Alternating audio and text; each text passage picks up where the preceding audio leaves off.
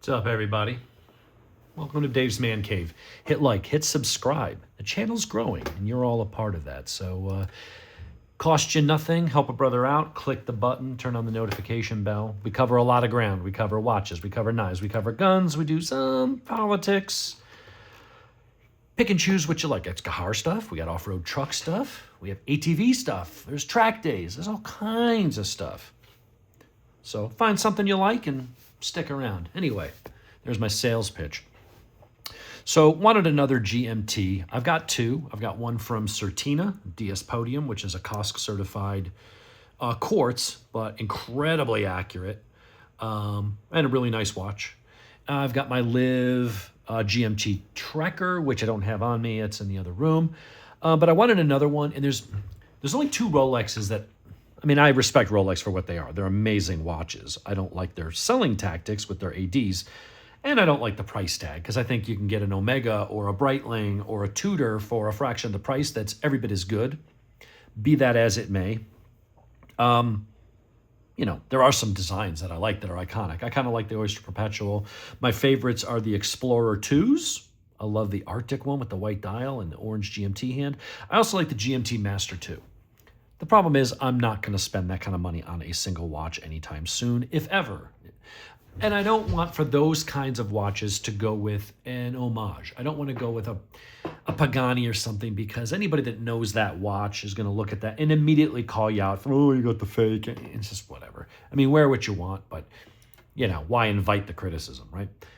But then there are other watches that are legit, companies that have been around for over a century, Swiss-made, that do have similar designs, and they've had them for a while. They are reminiscent of one of those iconic Rolexes, but sometimes their design has been around just as long. There's competing ideas. Watch companies, the not talking about the smaller boutiques, but the larger, mass-produced companies, they all kind of look at the market and read the tea leaves and see what they think is going to be popular. And a lot of times they produce watches that are very similar to each other. And so, that's why you have the Baume Mercier Riviera looking a lot like the AP Royal Oak. They came out within months of each other back in 72, 73. One wasn't a copy of the other. They just had both had similar ideas and brought them to market, and one just happened to beat them to the punch. That's all. So anyway, here's what I've settled on, because I've always loved the look of the GMT Master II Sprite. Those are really expensive. I want to say those are probably, 15 to 20 grand if you can find one, maybe more. I don't know. Maybe you can find one that's a little used and stuff a little cheaper, but they are friggin' expensive. Well, what if you've only got $575? Not that I paid that, which I didn't. I got this through Tripp and Company up in Dawsonville, Georgia. I was picking up a new watch for my wife, another Tissot, and I saw this online. I'm like, God damn, that looks like a good-looking watch. If anyone's going to have it in stock, it's going to be Tripp and Company. I go up there, boom, he's got one in stock in the display case. They always have an amazing selection. So, this is the Tissot Seastar 1000 GMT. It is on the smaller side for me. I'm just going to have to suck it up. It's a 40. Would have loved this in a 42. Which I believe is what that is. It's 42 or 43. But I was like, I really like this watch. I'm going to make it work at a 40. So what we have is basically a Sprite. It looks like a lot like the GMT Master II. There are some subtle differences. They're not copying the Rolex. Tissot does its own thing. They're not an homage company. But they've got their own competing designs for that sort of watch. But it's, for the price of the Rolex, I could buy 20 of these. So let's take off the Certina, which, by the way, if you haven't seen the review on this, if you don't know a lot about Certina, and here in the States, a lot of people don't, it's part of the Swatch Group, which owns Longines, owns Tissot, owns Hamilton, owns Omega, owns Glashütte Original. I mean, they're a powerhouse. They own some really cool brands. One of the Swiss brands that never really makes its way over to the States all that often is Certina. And I don't know why, because that is a fantastic watch. You can go search my channel for Certina. You'll find that. It's a DS Podium. So let's go through the specs real quick on this. As I mentioned, it is a 40 mil, and what I like about it is it makes a great traveling GMT because it has a screw-down crown and it has a certified 300 meter, 30 atmosphere water resistance. So you can go in water, you can go in the ocean, you can go basic scuba diving. Most people aren't going down, more than that depth, but you could go and wear this as a proper watch. You got your GMT, it's easy to set, you got your date. It's a nice looking iconic design. But if you are traveling, you're on a cruise, you're going somewhere where you might be doing some scuba diving or surfing or whatever it might be, the non-screw down 100-meter water resistant GMTs might not be enough water resistance for you. So if you don't want to be switching different watches and carry a G-Shock for going in the ocean and then this for, you just want to take one watch with you, these are a great option. So let's go through the specs. So let me pull them up. It is a 40 mil. The thickness is 11.7, so kind of average. Water resistant is 300. It is 316L stainless. It is a mineral bezel ring. It is a screw down crown and case back, which is also engraved with all kinds of information on the watch. And it uses sapphire crystal. So a lot of good specs. I picked this up for just under $400. I'm giving you the $575 because that's what's on the website. I got a good discount on this. So basically with taxes, I'm looking at a $400 watch. It's fantastic specs for a $400 watch.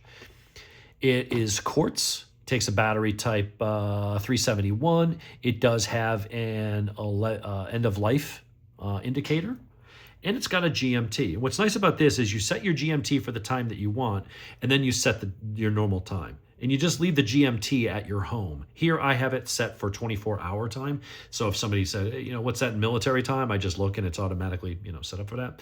But when I'm traveling, I would set the GMT time for home. And then wherever I am, you just pull the crown, unscrew the crown, pull it all the way out and just set your time. And it's cool because it will move. You can set one independent of the other. So once the GMT is set, then you just go ahead and set your time. And then if the next day you're in another time zone, you set the time again, and you're not having to keep resetting the GMT. When it's in normal operation, the GMT hand will sweep and keep in sync with that. But while you're setting it, it is independent of each other, which is kind of cool the way that they did this. Took a little bit to figure it out, and then I was like, oh, now that makes sense. So it doesn't give the weight on here. The strap, the bracelet here, is the quick disconnect type. You've got your pins right there, so you can grab those with your fingernail. And if you wanted to pop them out, take it off, clean the watch, whatever. Very, very easy to do without tools and risking scratching it. I love that it's a screw down back and a screw down front. Really nice clicks on the bezel. And bidirectional, because it's not a diving timer. This is, I guess, I probably need to research GMTs a little more, because I always wonder, okay, you've set that. So what does that mean? You can set 3 time zones because you got your GMT hand, you got your regular hour hand, and then I guess if you knew the offset for another, I don't know, I guess you could use it for that. Someone who knows more about GMTs, I probably should educate myself a little bit on that before doing the video. This was an impulse buy, so didn't research it first. But in any case, I do like the fact of having 2 different time zones. I do travel occasionally for work, but certainly when we go on vacation, go on cruises, things like that, you get into different time zones, and sometimes one day you're in one time zone, and then you get to another time zone, you get to another island or another country, and it's a different time zone, even though because one observes daylight savings time and one doesn't. So it's nice being able to just go, oh, what's the time on the ship? Click it, and you still always know your time at home. So when you call people or email them or whatever it is, keep track of that. Beautiful, solid end links. Did not come with any half links, but it does have a micro adjust for 3 spots. I had to take out 3 links. And unlike the Seikos and a lot of the other watches in that sub 500 category, it's hit or miss with Citizen. Apparently there's a little protective film there. And of course I can't get through a video without the dogs going crazy. Anyway, there's another protective film right there. It's those little dogs, man. They just don't shut up. Every time a leaf blows by the wind, anything, they just start screaming. They're people, you'd want to punch them in the face. But they're dogs, so it's adorable. Ugh. So anyway, you've got your milled clasp, which is very cool, very nice. It also has that extra safety of the overlaying clasp.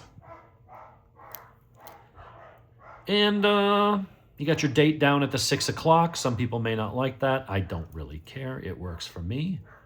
beautiful other than the fingerprints I'm putting all over it. But absolutely gorgeous watch. Let's put on the wrist. I removed 3 links, and then I went to the tightest. It would have been nice with a half link, but this works. I'm really going to go down and strangle some goddamn dogs in a minute. That little chihuahua just sits there and will not stop. So there you have it. I'm going to cut this short because I'm just going to get really enraged because they will not stop until I go down and scream at them and threaten to smack the shit out of them. Oh, they stopped. Thank God. Anyway, there's your Tissot emblem on there. Just a really beautiful watch. I like that a lot. I like this a lot too. It is bigger, and this does give off your Explorer 2 vibes with the bezel style. And then the GMT is a separate complication. It really is hard to concentrate with that going on, man. I apologize, folks. I may have to redo this video, or I may just say fuck it and throw this up. But you've got your separate complication up there. This has it built in. It really does look a lot like a Rolex without trying to look like a Rolex. It's a beautiful watch and a hell of a price. And it's a Tissot. That is a very well-made, respected Swiss brand with a good warranty. They stand behind their product. We'll do some macro stuff real close. Let's just see the finish. It's all brushed this way, but then you got some areas with high polish. But there's a dial. Really just clean. I mean, everything's subjective. Some people may look and go, oh, I don't like the date where it is, or I don't like the font, whatever. Buy something else then. Go buy the Rolex if you want. Or a Timex. Who cares? I'm not a watch snob. I mean, I like nicer stuff, but nothing wrong with whatever makes you happy. Crown. It's got the Tissot thing on it. iPhone 17 Pro. Freaking focus. I swear to God, no matter how good the Apple gets, they do always have a problem focusing. The Pixel was so much better. The back, it's a very nice watch. Very well done. Nice click, nice snap, nice bezel. Really nice. All in all, a great pick. You can find these on sale, find a good place, go to Tripp and Company, pick it up for around 400-ish, and I don't think you'll regret it. I think it's one of the best quartz GMTs you can buy right now from a reputable brand. So there you go. We'll talk to you folks later. Hope you enjoyed.